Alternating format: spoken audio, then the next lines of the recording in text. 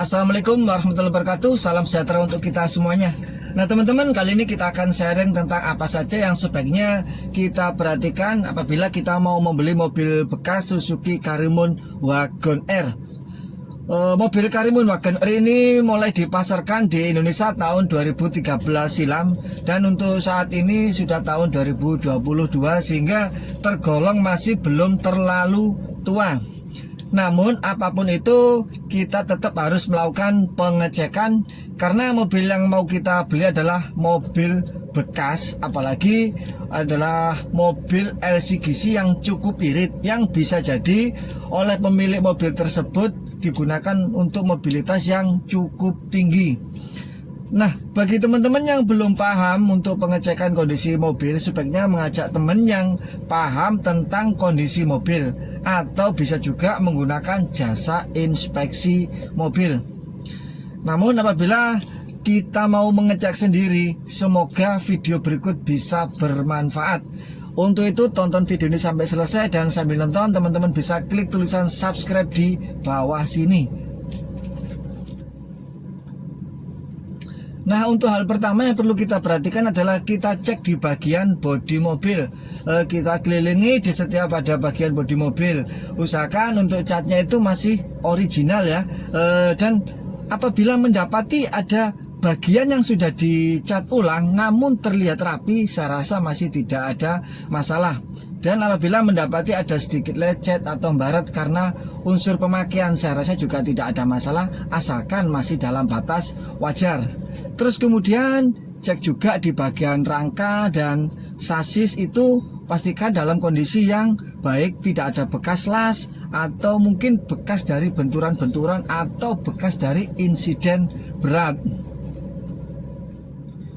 Kemudian hal kedua yang perlu kita perhatikan adalah kita cek di bagian mesin. Untuk mobil Karimun Wagon R ini saya rasa mobil masih belum terlalu tua, sehingga untuk mesin itu jarang ada permasalahan. Namun kita juga tetap harus mengecek apakah ada rembesan oli atau cairan yang lainnya di sekitar mesin, karena bisa jadi dari pemilik mobil itu kurang perhatian pada mobil tersebut. Untuk mobil Karimun Wagon R ini mesin memang sedikit bergetar, dan hal itu adalah wajar karena untuk mobil ini adalah LCGC 3 silinder. Namun apabila getaran itu cukup mengganggu sampai di ruang kabin, itu bisa jadi engine mounting sudah waktunya ganti karena faktor usia. Kemudian hal ketiga yang kita perhatikan adalah kita cek di bagian interior dan perangkat atau fitur-fitur yang ada itu berfungsi dengan baik atau tidak. Misalkan kita bisa cek di bagian power window-nya, walaupun hanya ada 2 switch power window. Terus kemudian cek juga di bagian audionya.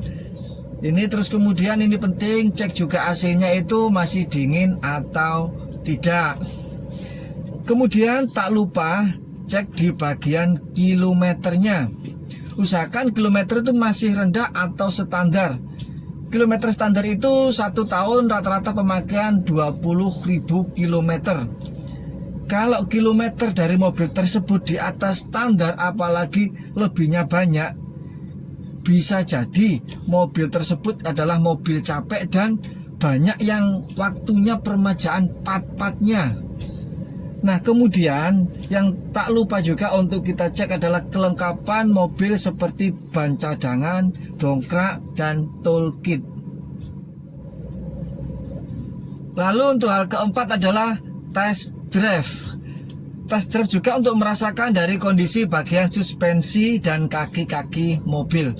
Untuk mobil Karimun Wagon R ini karakter suspensinya empuk, yang kita khawatirkan pemilik mobil tersebut seenaknya saja ketika melewati jalan berlubang atau bergelombang, sehingga bisa mempengaruhi dari kondisi kaki-kaki mobil. Dan pada saat berkendara kita jangan menghidupkan audio agar kita bisa fokus untuk merasakan kondisi kaki-kakinya. Kita juga bisa coba di jalan yang tidak rata, apakah ada suara atau bunyi-bunyian seperti kletek-kletek atau semacamnya di bagian bawah, baik pada bagian depan atau di bagian belakang. Dan ketika melewati polisi tidur, kalau suspensi mengain beberapa kali, bisa jadi suspensi tersebut sudah lemah dan waktunya diganti. Selain itu, kita juga coba di jalan aspal. Kita coba untuk berakselerasi. Dan ketika di kecepatan 40 km ke atas, kita coba dengarkan apa ada suara dengung yang mengganggu apa tidak sampai ke ruang kabin. Kalau ada, kemungkinan bearing roda ada yang aus dan itu sudah waktunya diganti. Nah, untuk itu kita bisa diskusikan lagi dengan pemilik mobil tersebut untuk negosiasi harga. Selanjutnya, hal kelima adalah cek kelengkapan dokumen seperti STNK, BPKB, dan cek untuk nomor rangka, nomor mesin. Kita cocokkan nomor yang ada di unit, kita sesuaikan dengan yang ada di STNK dan BPKB, itu kita pastikan sesuai. Cek juga pajaknya sudah dibayar atau belum. Kalau belum juga tidak ada masalah, kita bisa diskusikan lagi untuk negosiasi harga. Dan apabila teman-teman masih ragu, teman-teman bisa lakukan cek fisik di samsat terdekat. Nah, dari serangkaian tersebut, apabila ada sedikit minus yang masih dalam batas wajar, saya rasa tidak ada masalah karena namanya juga mobil bekas. Hal tersebut bisa kita jadikan untuk negosiasi harga. Dan untuk mendapatkan mobil bekas yang sesuai harapan, itu sebaiknya memang harus sabar. Jangan dipaksakan apabila masih ada keraguan. Apabila teman-teman punya pendapat yang lain atau koreksi, silakan dituliskan di kolom komentar. Untuk yang belum subscribe, saya mohon dukungan untuk klik subscribe-nya, like apabila suka. Mohon maaf atas segala kesalahan dan kekurangannya. Sampai jumpa di video selanjutnya dan wassalamualaikum warahmatullahi wabarakatuh.